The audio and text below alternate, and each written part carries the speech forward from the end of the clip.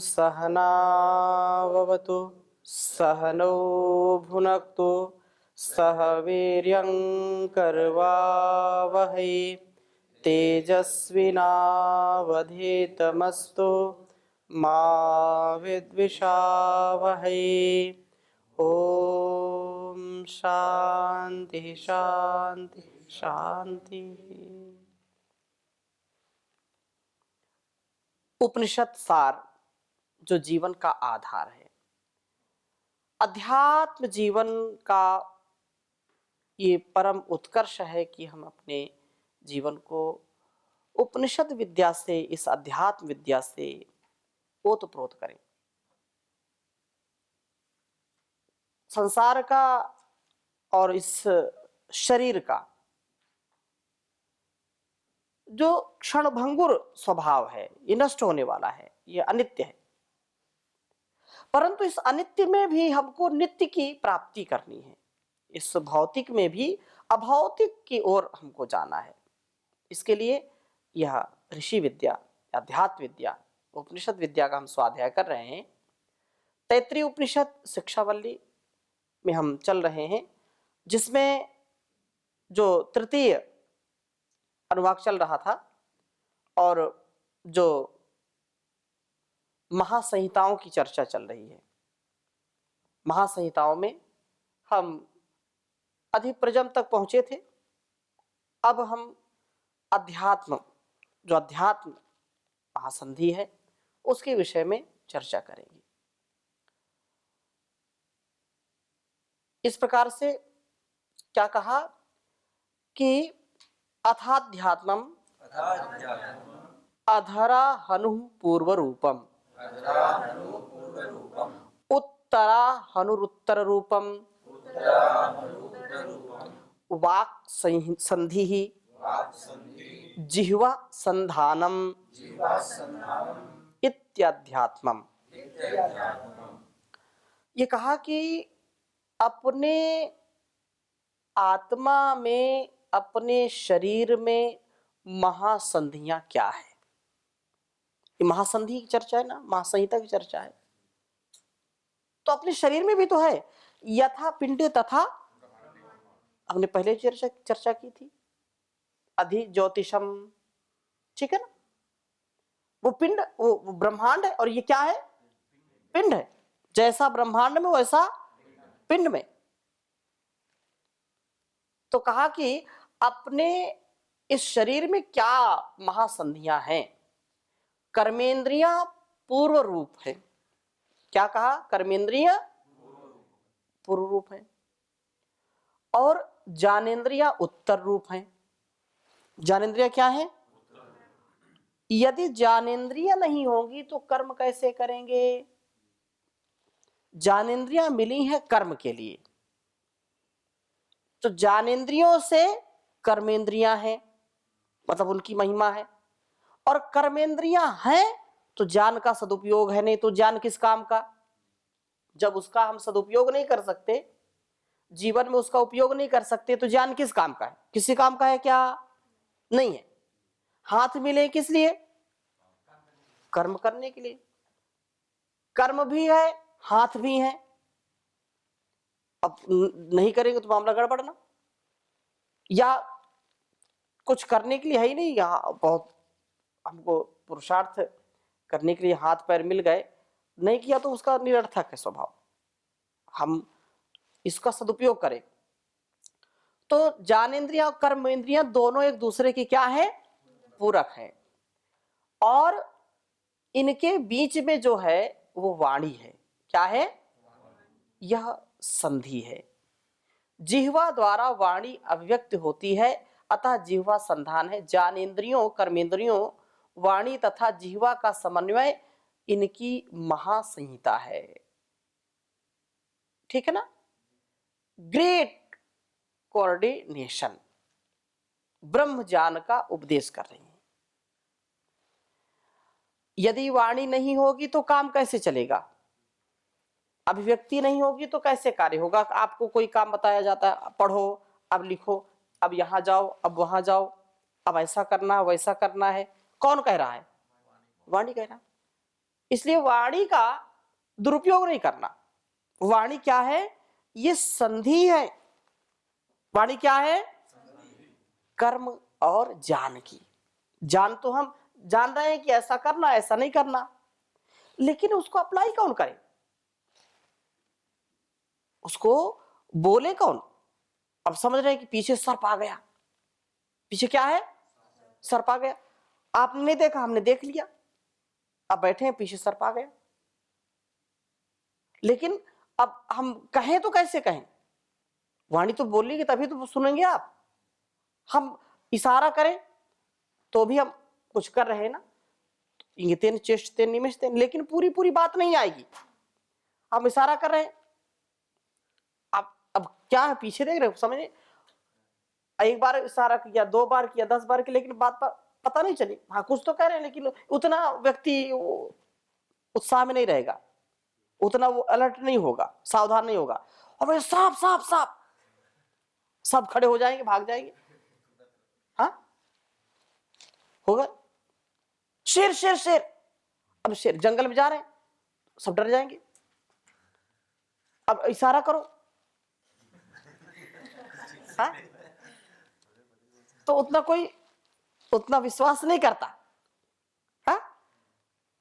तो तुम बोलते क्यों नहीं? जब बुद्धि आ गई कि ये सर्प है, ये शेर है, ये हानि करेगा, जान में तो आ गया, तो फिर इंद्रियों पर वो दौड़ेगा कैसे? जब तक बोलेंगे नहीं। अब जब बोलेंगे तो दौड़ना शुरू कर दिया, तो बच गया।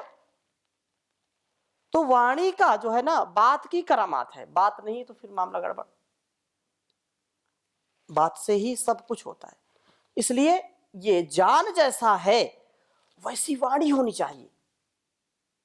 यन मनसा मनुते तद वाचा वदति, यद वाचा वदति तद कर्मणा करोति, यद कर्मणा करोति तद अभिसंपद्यते।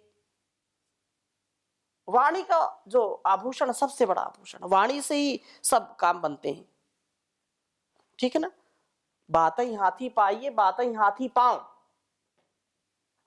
ठीक, बात की करामात है। इसलिए ये वाणी, सबसे मीठी वाणी बोल, यही भेंट अनमोल, न किसी को कभी भी तू सताना रे, हो लेके जग से बुराई मत जाना रे। तो ये जो है वाणी, जो जिह्वा है, ये जो है वाणी अभिव्यक्ति होती है, अर्थात जिह्वा संधान है। इस जो है ज्ञानेंद्रियों और कर्मेंद्रियों को ये सकारात्मक बनाती है, उसका सदुपयोग हम ले पाते हैं। ठीक है, आगे चलते हैं। बातई हाथी पाइये, बातई हाथी पांव। पहले क्या होता था, राजा महाराजा वो कला प्रेमी होते थे, विद्वानों का बहुत सम्मान करते थे, लेकिन कई अहंकारी भी होते थे। वो राजमहल में, राज दरबार में बुलाते थे, उनसे श्लोक मंत्र और अलग अलग प्रकार से व्याख्याएं सुनते थे, बहुत सारी चीजें सुनते थे, तो उनको पुरस्कृत करते थे। तो वाह वाह वाह, क्या बात है, कोई बात बोल दिया तो उनको प्रसन्न हो गए, तो हाथी दान में दे दिया, इनको 10 हाथी दे दो, दान दे दिया। बातई हाथी पाइए और बातई हाथी पाओ। यदि देखा ये लफाजी हाँक रहा है, झूठ बोल रहा है और गड़बड़ कर रहा है, तो जो हाथी दान में देने वाले तो उसी हाथी के पैर के नीचे कुछ लाने का जो है उनको दंड दे, इसको हाथी के पैर से जो है मृत्यु दंड दे दिया जाए, हाथी पांव। ठीक है, तो ये आगे चलिए। इति मां महासंहिताः या एवमेता महासंहिता व्याख्याता वेद,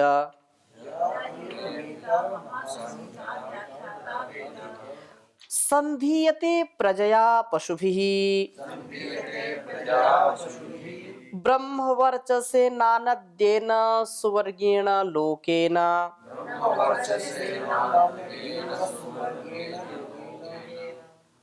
कहा कि संसार में सब जगह संहिता है। सब जगह क्या है?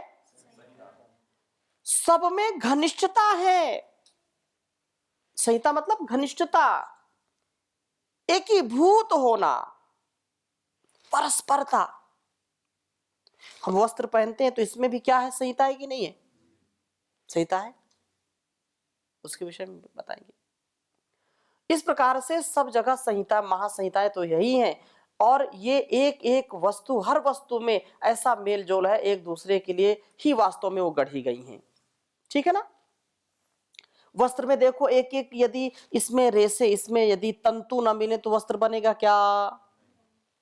ये मकान हम देख रहे हैं जिसमें हम रहते हैं, एक एक ईंट जुड़ी है तो मकान बन गया कि नहीं? एक एक ईंट से, मसाले से सब चिपके हुए हैं, जुड़े हुए हैं। ठीक है? सारा संसार ही क्या है?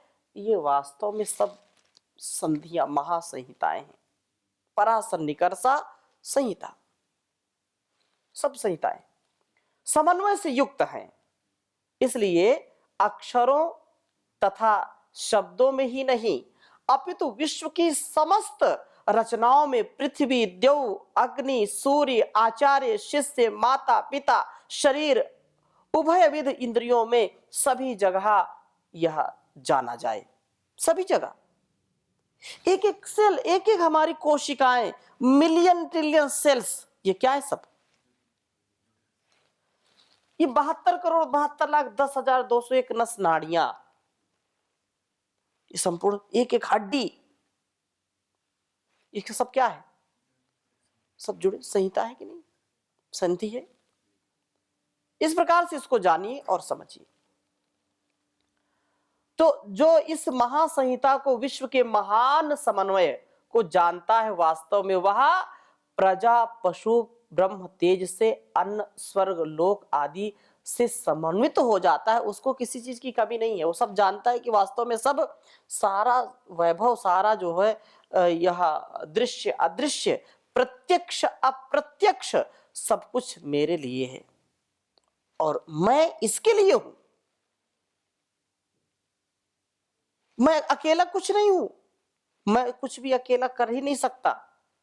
मेरे अंदर जो चल रही है चीजें, जो पंच तत्व हैं, वो भी तो संहिता का काम कर रहे हैं कि नहीं? 5 तत्व हैं और 5 तत्वों में से एक तत्व निकाल लीजिए, शरीर रहेगा क्या? अग्नि निकाल दीजिए, बोले अग्नि है, अरे हमारे शरीर में अग्नि है, जलते कौन? 13 अग्नियां हैं हमारे शरीर में। जल है, वायु है, पृथ्वी है, आकाश है। इनमें से एक की भी कमी हो गई तो व्यक्ति का राम नाम, जय राम जी की, किसी काम का नहीं हो, फिर मिट्टी। इसलिए ये बात कही है। और वास्तव में इस उपनिषद में कहा गया कि समन्वय ही सबसे बड़ी शिक्षा है। संसार में सब जगह समन्वय है। आचार्य ने शिष्य को जिस महासंहिता, जो ग्रेट एडजस्टमेंट है, ठीक है ना, उस उपदेश को दिया है। यहां पर ये एडजस्टमेंट, यही सच्चा जजमेंट है। एडजस्टमेंट, समस्या नहीं, समाधान बनो, संधान बनो। तो यह उपदेश दिया है, उसे हमको जरूर आत्मसात करना चाहिए। और ये जो 5 जहां संहिताएं जो बताई हैं, इन 5 में से एक एक को लेकर के विचार करें तो उनमें जो महासंहिता का भाव दिख पड़ता है, एक दूसरे के साथ ऐसा संबंध जो है कि यही मानो जो है उसी के लिए वो गढ़ा गया, उसी के लिए बनाया गया है। जैसे यदि हम जो अभी हम पढ़े थे, अधिकरण क्या है? अधिलोक, पूर्व रूप पृथ्वी, उत्तर रूप देव, संधि आकाश, संधान वायु। अधिज्योतिष में हमने देखा अग्नि पूर्व रूप, सूर्य उत्तर रूप, जल संधि और विद्युत क्या है? संधान है। इसी प्रकार से अधिविद्य में आचार्य पूर्व रूप और शिष्य क्या है? उत्तर रूप। संधि क्या है? विद्या। संधान क्या है? प्रवचन। और अधिप्रज्ञ में जो माता पूर्व रूप, पिता उत्तर रूप और प्रजा संधि और प्रजनन संधान हो गया। इसी प्रकार से अध्यात्म कर्मेंद्रिय हो गई पूर्व रूप और ज्ञानेंद्रिय उत्तर रूप और हाँ। तो इस प्रकार से ये सारा संसार समन्वय के आधार पर चलता है। किसके आधार पर? समन्वय के आधार पर चलता है। ये इतनी बड़ी बात है। अब बात समझ में आई कि नहीं?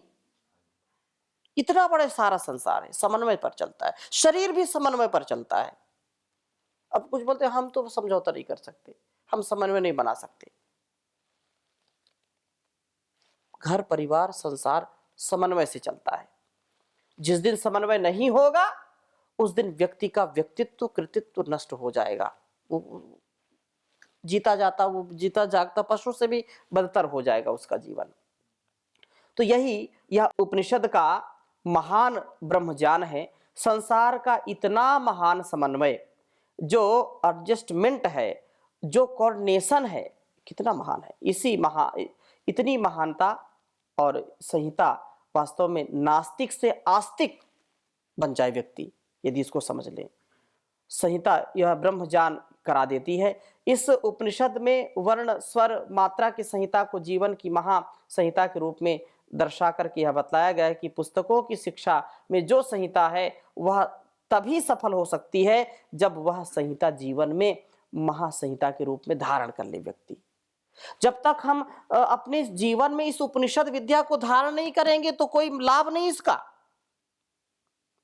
ये हमारे जीवन में पल पल हर क्षण इसको जीने का हमारा स्वभाव हो जाए, तब जीवन हमारा श्रेष्ठ होगा। अब हम आगे चल रहे हैं। शिक्षा अध्याय वल्ली का चतुर्थ अनुवाक।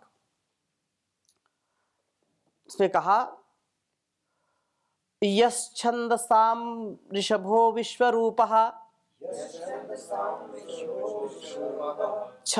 छंदोभ्योऽध्यमृतात् संबभूव सामेन्द्रो मेधया शृणोतु अमृतस्य देवधारणो भूयासम्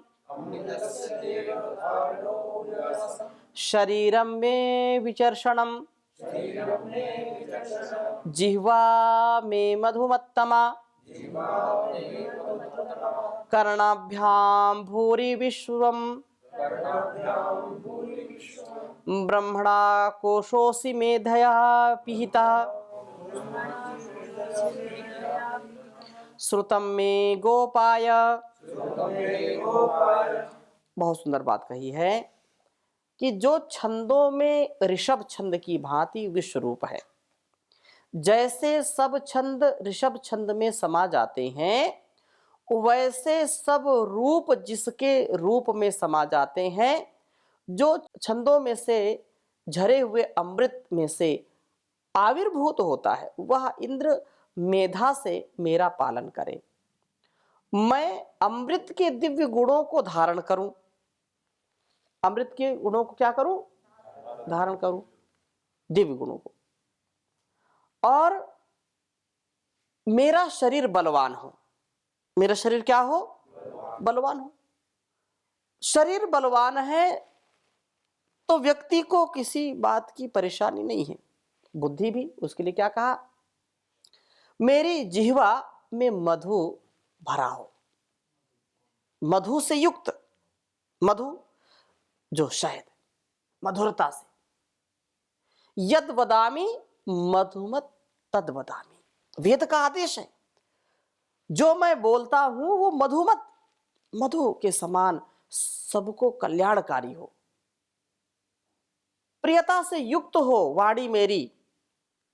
मैं ऐसा वाग व्यवहार करूं जो दूसरों के कष्ट को हरने वाला हो, दूसरों को कष्ट देने वाला ना हो। इसलिए मेरे दिव्य गुणों में मैं अमृत को धारण करूं। अमृत क्या है? अप्रमदः अमृतम पदम, प्रमादो मृत्यु। प्रमाद क्या है? मृत्यु। और अमृत क्या है? जो प्रमाद नहीं करते, अर्थात पूरे अवेयरनेस होकर के, पूरे ध्यान से युक्त, दत्त चित्त होकर के, दृढ़ संकल्प को लेकर के, सावधान सजग होकर के, साहस से युक्त होकर के जीवन को जीना। फूंक फूंक करके कदम रखना, सावधानी हटी दुर्घटना घटी, पूरी सब्जी बटी है?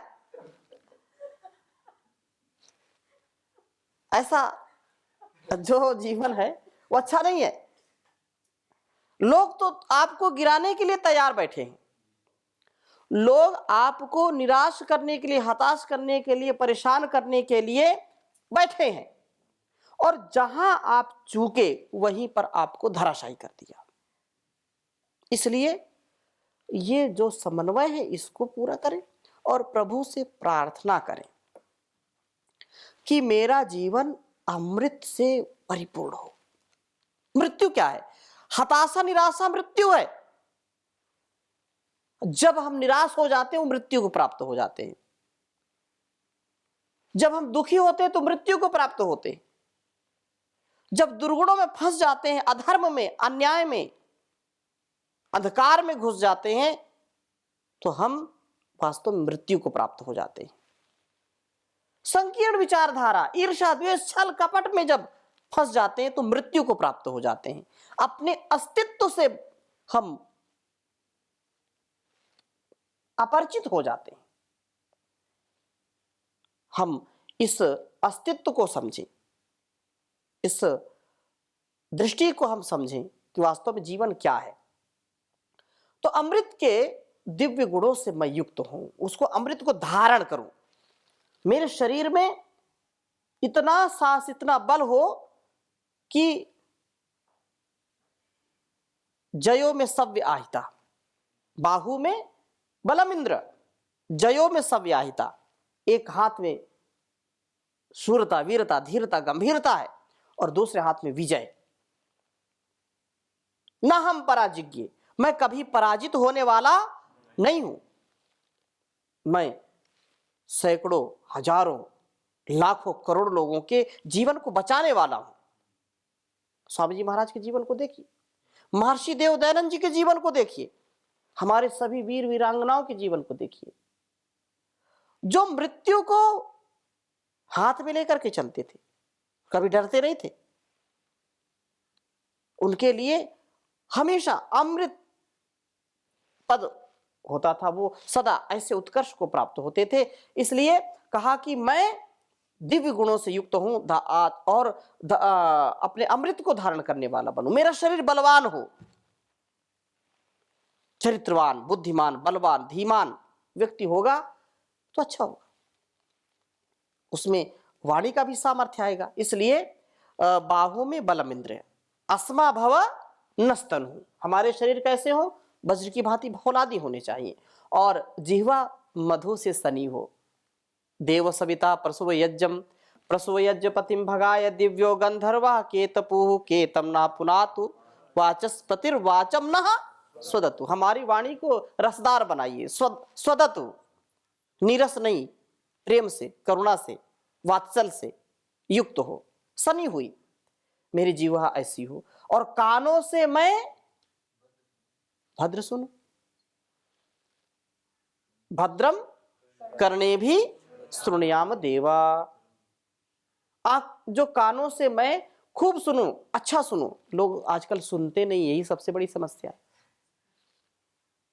सुनना बंद कर दिया, और पहले श्रुति परंपरा थी, सुनते ज्यादा थे, बोलते कम थे, करते ज्यादा थे, लेकिन हम सुनने को तैयार नहीं,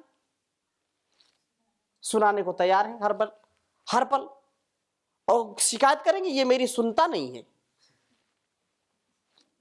हाँ, शिकायत करते नहीं, ये मेरी जिसको माता पिता गुरु सब जगह ये समस्या चल रही है, नौकर मालिक में भी ये समस्या चल रही है, ये सुनता नहीं मेरी। और यहां क्या कह रहे हैं? मैं सुनूं, सदा खूब सुनने वाला बनूं। बोले तो हमको सुनाया मत करो, सुन सुनकर कान पक गए, बताओ कैसे काम चलेगा। इसलिए मैं यहां पर कह रहे हैं कि मैं खूब सुनो। हे इंद्र, तू ज्ञान का कोश है, खजाना है, मेधा से चारों तरफ से घिरा हुआ है, लबालब भरा हुआ है। मैं जो कुछ सुनूं उसकी मैं रक्षा भी कर सकूं, ऐसी शक्ति मुझको दो। संश्रुतेन गमे मही मां श्रुतेन विराधसी। जो कुछ मैं सुनूं उसको गुनूं, अर्थात उसको जीऊं। ठीक है ना? सुनना और उसको जीना। बहुत सुंदर उपदेश चल रहा है, आगे और चर्चा करेंगे। ओम शांति शांति शांति।